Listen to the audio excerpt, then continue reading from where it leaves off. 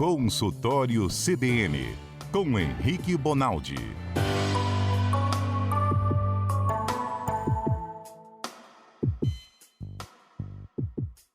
Henrique Bonaldi é médico, uma gentileza, sempre disposto a esclarecer nossas dúvidas, prestar um serviço em relação à saúde, alguma dúvida que você tenha. Então fica ligado, se tem alguma dúvida, alguém está passando mal na sua casa, algum remédio que você acha que não está fazendo efeito, uma dor que não some nunca, é sua chance de perguntar para o médico, que ele está ao vivo conosco aqui. O telefone para você mandar sua mensagem, diga, Patrícia Valim. 992-994297. Boa tarde, doutor Henrique. Boa tarde, gente. Como é que vocês estão? Boa tarde a nós e boa tarde a quem está nos escutando também, né? Não aparecia negócio de igreja, boa tarde a nós, aos presentes. O a nós, eu não sei porque eu dei boa tarde para mim mesmo, também não entendi não, mas agora já foi. Mas tá bem, tá tudo bem, né, doutor? Aquele remedinho controlado? Tudo bem. Que bom. Doutor, por que quando... Tá cheio de pergunta de ouvinte aqui pro senhor, já vou pra lista aqui. Por que quando tá com abdômen rígido, sofreu um acidente, aí o médico veio, tá com o abdômen rígido, problema, corre pra sala de cirurgia. O que significa tá com o abdômen rígido? Isso é muito legal. Na medicina isso chama abdômen tábua, e isso quer dizer irritação do peritônio. Lembra lá das nossas aulas de anatomia? Lembro, há 2 anos atrás, a gente falava que toda a cavidade abdominal ela é revestida por um saco plástico, chama peritônio. É um tanto de gordura que leva vasos, nervos e que envolve tudo que você tem na barriga. E isso, quando irrita, vira um plastrão, vira como se fosse uma tábua, aquilo enrijece na inflamação. E uma das coisas que faz inflamar esse peritônio é o sangue. Então, quando o cara sofre um acidente de trânsito, que ele tem sinais de trauma do abdômen, ou o trauma foi muito forte, se ele sangrar para dentro da barriga, você não consegue ver do lado de fora. É diferente de sangrar pela boca, sangrar porque você perdeu um dedo, sangrar a boca. Você sangra e você vê. Para dentro da barriga, você não vê. E aí, um dos jeitos confiáveis de enxergar que o cara está sangrando lá para dentro da barriga é que esse abdômen fica em tábua. E é severíssimo, é gravíssimo isso. É de altíssima mortalidade. Entendi. Então, se acontece um acidente, Deus me livre que não, mas alguém cai ou bate um carro, alguma coisa do tipo, a pessoa não tem nenhum sangramento externo, isso pode não ser um sinal de tanta tranquilidade assim, né, para quem vai prestar socorro. Exatamente, é o que a gente chama de sangramento interno. Fulano de tal teve uma hemorragia interna. O cara tá falando a mesma coisa que nós estamos falando, entendeu? E um dos jeitos de você ver que essa hemorragia interna está acontecendo é ver o abdômen rígido. Agora, Mário, nem sempre esse abdômen fica rígido, que às vezes ele pode sangrar para alguns locais dentro da barriga, mais para a região pélvica, que é essa região aqui da bacia, mais para trás, perto da coluna, que você não vê também. E aí, como é que você faz para enxergar? Você nota que o sujeito está ficando branco. Ele vai ficando esbranquiçado, ele vai ficando com anemia aguda. Mas de onde que esse homem está sangrando? Estou vendo que ele está ficando cada vez mais torporoso, mais sonolento, mais branco. Não está saindo para lugar nenhum. Abdômen. É danado para sangrar abdômen, a gente não vê. Então me perdoe a ingenuidade da minha pergunta, mas quando uma pessoa morre de hemorragia interna, ela morre porque está faltando sangue também. Só que o sangue está lá dentro do corpo, é isso? Exatamente. Ele morre de hemorragia. Hemorragia é sangramento para fora do vaso. Sempre que a gente está falando de sangramento, é porque o sangue saiu da onde era para ele estar, que é dentro do vaso sanguíneo, e foi parar em algum lugar para fora do vaso, e às vezes não para fora do corpo. Às vezes continua no corpo. Hemorragia intracraniana, que é no cérebro. Hemorragia pode ser mediastinal, que é onde o coração fica. Uma hemorragia digestiva, que é para dentro ou para fora do intestino, e assim vai. Então não necessariamente sangra para onde você vê, mas sangra para fora. Entendi. Ótimo. Obrigado, doutor, pela explicação. Tem dúvidas aqui desde a semana passada e as dúvidas que estão chegando agora. Eu vou na sequência aqui, na ordem de chegada. Semana passada a gente comentou sobre saúde mental, não sei se o senhor lembra. Eu até comentei, quando quebra um braço, não vai no ortopedista? Quando está com problema de depressão, essas coisas, tem que ir no psiquiatra. Porque a gente não leva muito a sério isso. Isso dá para ir levando, enfim. O Fábio mandou o seguinte comentário. Parabéns pelo tema, interessante. Já fui usuário de antidepressivo. Já larguei e retomei. Eu queria lançar uma pergunta. Até que ponto nosso ambiente urbano... Olha essa pergunta, doutor. Nosso ambiente urbano afeta nossa situação mental. Engarrafamento, barulho, falta de opção de lazer. Eu sou arquiteto urbanista e acho que nossa cidade tem que melhorar muito. Será que a formulação da cidade, o desenho da cidade afeta a nossa saúde individual, doutor? Pergunta do Fábio. Ih, Fábio. O doutor Henrique foi procurar um parque para dar uma volta, passear. Não achou parque aqui na cidade? Cadê o doutor Henrique? Ué, ele já vai voltar. Volto com o médico, com o doutor Henrique Bonaldi. Hein, doutor? Primeiro, não sei se o senhor ouviu a Rani, a ouvinte que me mandou uma dúvida há umas 2 semanas, que ela tomou uma injeção e estava doendo o local. Ela agora mandou um agradecimento para você, porque você falou, vai ao médico, Rani, que isso tem jeito. Ela disse que foi ao médico, passou uma pomada lá e foi resolvido, não está doendo mais, tá bom? Ó, que legal, bem, meu Deus. Vamos lá então. O senhor ouviu a pergunta do Fábio, que é engenheiro urbanista, arquiteto urbanista? Não ouvi não, porque eu fiquei falando de abdômen uns 14 minutos aqui. Não, mas e já tinha caído. Não, tinha caído coisa nenhuma. A gente ouviu toda a explicação do abdômen. Ah, bem, meu Deus. Então eu vou repetir a pergunta do Fábio. A gente falou de saúde mental semana passada. E eu até disse, gente, tá com a dor no braço, vai no ortopedista? Tá com problema de depressão ou algo do tipo, saúde mental, tem que ir no psiquiatra. O senhor corroborou. Ele disse que já foi usuário de antidepressivo, largou e voltou. Ele quer saber, doutor, se o ambiente urbano afeta a nossa saúde mental. Engarrafamento, barulho, falta de opção de lazer. Ele é arquiteto urbanista e acha que a cidade pode interferir na saúde mental das pessoas. Tem relação? Ô, Mário, completa. Não só tem relação com doença mental, psiquiátrica, como tem uma íntima relação com doença fisiológica, né, biológica. Por exemplo, se você analisar indivíduos que moram em locais mais tranquilos, que automaticamente comem comidas mais saudáveis, como, por exemplo, o cara que mora na roça, ou o cara que mora na cidade do interior, comparado ao cara que é meio workaholic, que trabalha em grandes centros, em meio corporativo, tem pouco tempo para comer, o desenvolvimento dessas doenças, não só as psiquiátricas, como doenças orgânicas, é muito maior. Isso já é notícia no mundo. Agora, ao mesmo tempo, a forma que você tem para prevenir também é melhor em grandes centros. Então, você tem melhor acesso à saúde, aos exames preventivos, às medicações, ao acompanhamento médico, aos tipos de atividade física. Então, isso também é uma verdade. Então, não dá para condenar quem mora numa cidade grande à morte certa e dolorosa cedo. Não dá também não, porque você tem uma contrapartida. Entendi. O Kleber vai estar aí, então, a resposta para o nosso ouvinte, para o Fábio. Tem relação sim, Fábio. Kleber Varejão, boa tarde. Eu quero saber se o Dr. Bonaldi assistiu o filme Cura. Já? Não assisti. Bom, se sim ou se não, como vê o desejo, a intenção, a fé como motor curador de doenças? Faz diferença? Eu querer ficar boa, lutar ali, mesmo que seja psicologicamente, enfim. Vou dar dois panoramas. Um individual do que eu vejo, que isso é claro. Quem trabalha em UTI, numa hora dessa no carro, está concordando comigo. O sujeito que faz um pré-operatório na UTI, ele vai operar amanhã de manhã e hoje ele está com o jogo vencido, hoje ele está sabendo que ele ganhou o jogo hoje. Antes de amanhã, ele vai ganhar o jogo, ele vai entrar para a cirurgia, sair bem. O cara que entra para a cirurgia já derrotado, muito preocupado, muito ansioso, já dando tchau para a família, é muito comum esse indivíduo realmente se despedir. Nós vimos isso, Mário, inclusive no Covid.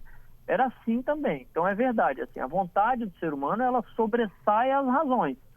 Agora, tem dado científico disso. Por exemplo, na diretriz de cardiologia, na diretriz de prevenção de cardiologia, são os mestres do mundo falando de prevenção em cardiologia, tem um capítulo só de fé, dizendo que a espiritualidade é um fator de proteção garantido, cientificamente comprovado, para evitar a morte cardiovascular. Então, infarta-se menos, tem menos derrame, tem menos insuficiência renal, o sujeito amputa menos perna por conta disso. Então, ter fé, acreditar em algo maior é realmente salvador. Olha isso, gente. Tá vendo, Kleber? Obrigado. Vou até assistir esse filme, Kleber, chamado Cura. Alguém já viu aqui? Nunca vi, Mário. Não vi, não.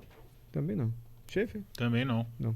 O senhor já viu um filme de um doutor que vira um grande cirurgião nos Estados Unidos? Como é o nome daquele filme? Acho que é o Denzel Washington que faz o papel do cirurgião. É que ninguém vê os filmes que eu vejo, doutor, então tá normal. A única que envolve coisas médicas que eu sei é Grey's Anatomy, Mário. Não, nessa série não. Já viu, doutor, esse filme que eu tô falando? Ninguém, né? Ô, Mário, eu acho que eu sei, essa história é antiga, essa história é famosa, que é o primeiro negro que ele vira cirurgião. Isso. E ele é um cara que consegue dar pitaco pelo lado de fora e o cara é um asa, assim, né? História... ele separa as gêmeas como é que chama? Que são coladas. Isso, quando nasce, nossa, agora fugiu. Ele inventou a cirurgia. E o senhor já viu uma série da Siamesas. Netflix? Siamesas.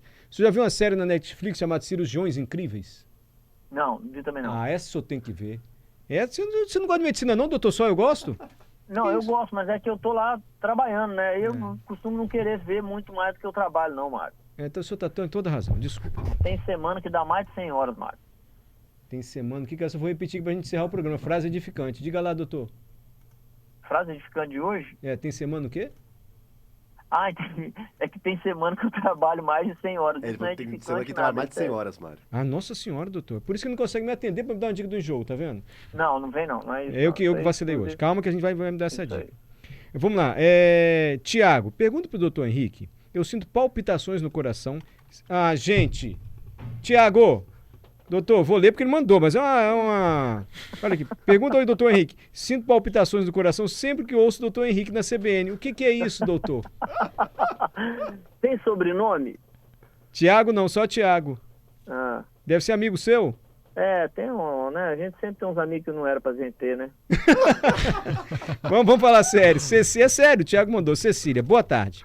Tenho diabetes tipo 2. Posso comer abacate, cuscuz de flocos? Eu tenho 62 anos. Cuscuz de flocos é cuscuz normal? Ó, eu não sei. Abacate e Não- cuscuz ela quer comer. Só que ela é diabetes tipo seguinte, 2, tá ó. com 62 anos.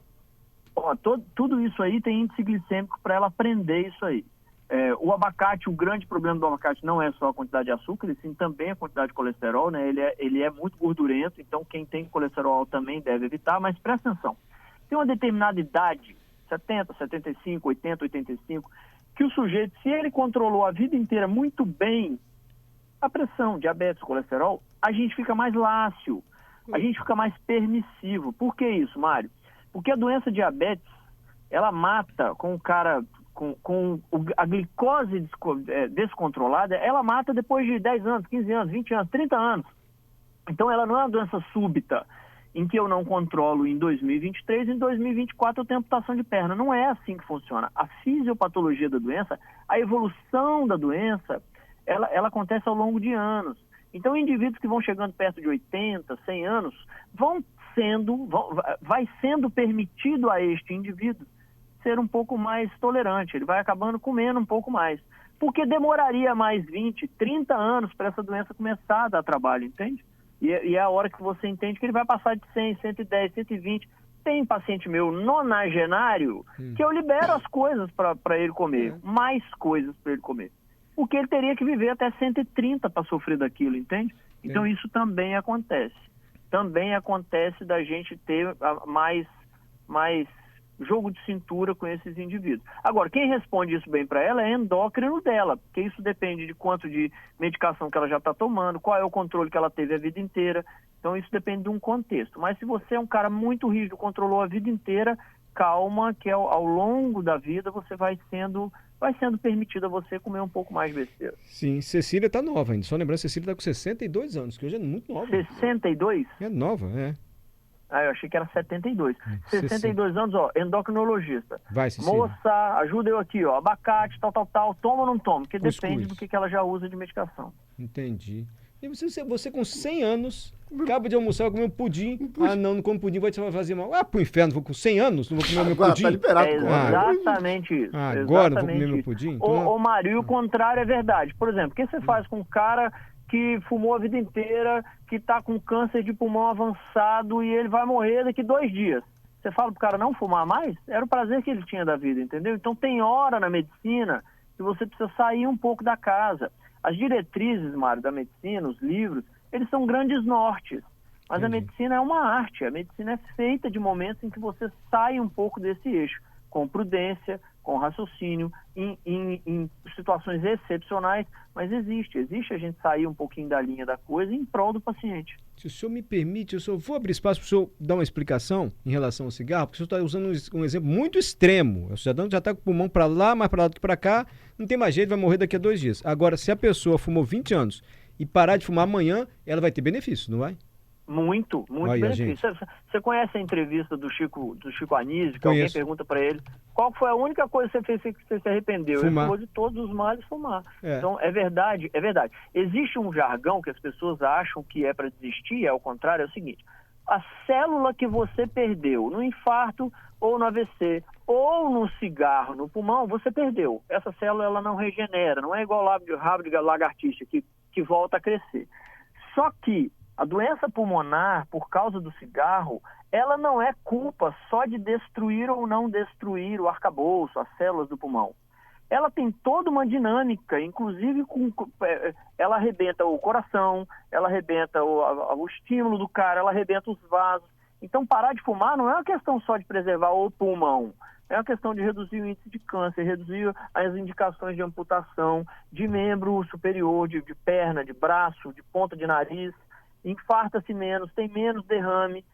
Então é uma condição. Parar de fumar significa talvez não melhorar tanto o seu pulmão, mas você melhora quase que 100% o resto todo. Aí, ó. Então as pessoas precisam entender que cigarro é ruim e parar é muito bom, independente da hora que para, exceto nessas situações mais avançadas. Bem extremos. O senhor me desculpa, só quis fazer esse parênteses que eu achei importante, doutor. Perfeito. Silvia, meu sogro tem Parkinson avançado, está com quase 70 anos. Meu esposo nunca foi no médico, mas sempre tem tremores na mão. Ele é muito agitado, tem 45 anos e pressão alta. Isso pode incrementar o desenvolvimento de um Parkinson no marido dela que tem 45 anos? O sogro com 70 já tem Parkinson. Silvia, pode e não pode. Por quê? Presta atenção. Vamos ser racional aqui para entender o que eu vou falar. Pode, porque existe o Alzheimer de início precoce. É Parkinson, hein, doutor? Desculpa, Parkinson de início precoce. Tem, mas é uma doença prioritariamente para depois de 55, 60, 65 anos. Então, aos 40, 45, não é uma preocupação maior, certo? E não é todo mundo que treme que vai ter Parkinson. Então, ao mesmo tempo que pode, porque na medicina tudo pode, não é? O sempre e o nunca na medicina não existem. Agora, é provável? Não. É provável que esse tremor que ele tem hoje não tenha nada a ver com o Parkinson de depois. Agora, é um trem para você ficar vendo dentro de casa tremendo, cada vez tremendo mais e ficar olhando para o mundo? Não. Por quê? Porque as drogas hoje que controlam o Parkinson, elas são melhores controladoras quanto antes eu entrar com as medicações. Então, descobrir aos 45, 50, que eu estou com um trem de início precoce e é melhor eu já começar a tratar, é melhor do que descobrir que eu já tinha. Lá com 60 anos que eu fui dar o diagnóstico, aí já passou grande parte da doença, eu já estou em outra fase da doença, que eu respondo menos ao remédio. Então, de qualquer maneira, procura médico. Perfeito. Maria Ângela, doutor, o que causa a síndrome do dedo congelado? Que é isso, gente? Eu não sei o que é síndrome do dedo congelado. Maria Ângela, vamos ficar devendo. Dever de casa para mim, Mariana, pode deixar. Maria Ângela, semana que vem a gente tenta... Pode ser, doutor? Pode deixar esse dever de casa? O senhor está tão atarefado? Não, menino, eu sou bom nesse negócio aí de responder perguntas. Ele pesquisa mesmo, ele procura, ele dá nada. Camila. Gazeta, chamaram eu. Maria Ângela, vamos trazer semana que vem. Camila, no momento ao tossir, eu sinto uma dor do lado esquerdo das costas. O que pode ser? Tossiu, dói do lado esquerdo das costas. É o seguinte, na hora de tossir, o mecanismo da tosse é o seguinte: eu travo a garganta, faço força com o tórax, libero a garganta rapidaço e esse ar sai rápido. Isso é a tosse. Só que para essa força aumentar, eu uso toda a musculatura, os músculos que estão em volta do meu peito, em volta do meu tórax. Então pode ser que seja dor por conta de articulação, por conta de osso, por conta de músculo, por conta da pleura de dentro do pulmão. Então pode ter um monte de razão. Não é normal sentir uma dor empontada toda hora que eu tusso. Pode ser inclusive, por exemplo, um sinal de pneumonia. Broncopneumonia pode dar isso aí. Então, qual é a melhor coisa a fazer? Não está melhorando. Nós estamos falando de um trem que está dando mais do que 5, 7 dias. Médico. Oi, meu irmãozinho, tudo bem? Estou tossindo aqui, está me doendo esse negócio. Você vai ver que ele vai te pedir um raio-x, um examezinho para ver o que é que está acontecendo. Ele vai aumentar a capacidade dele de investigar para te responder o que é isso. Doutor Henrique, mais uma vez, muito obrigado, viu? Eu vou procurar o senhor depois para a gente ver meu enjoo. O senhor me arruma umas horas muito ruim pelo lugar. Uma da tarde, a hora que eu estou descansando. Falo, o enjoo é seu, Mário, você que se vira, não liga não para você ver. Mas a gente vai combinar. Não, mas pode ligar mesmo, porque eu já tenho mais ou menos uma listinha. Acho que eu vou te entregar o receituário para você ver. Tá, mas eu tenho alergia, hein? Tem isso também. Tem isso também. Obrigado, viu, doutor? Eu vou deixar a dúvida da Luciene e outras dúvidas para a semana que vem. O senhor é sempre bem-vindo, sempre presta um serviço importante para a gente aqui, tá bom? Muito obrigado, viu, gente? Boa terça-feira, boa semana e até semana que vem, para todos.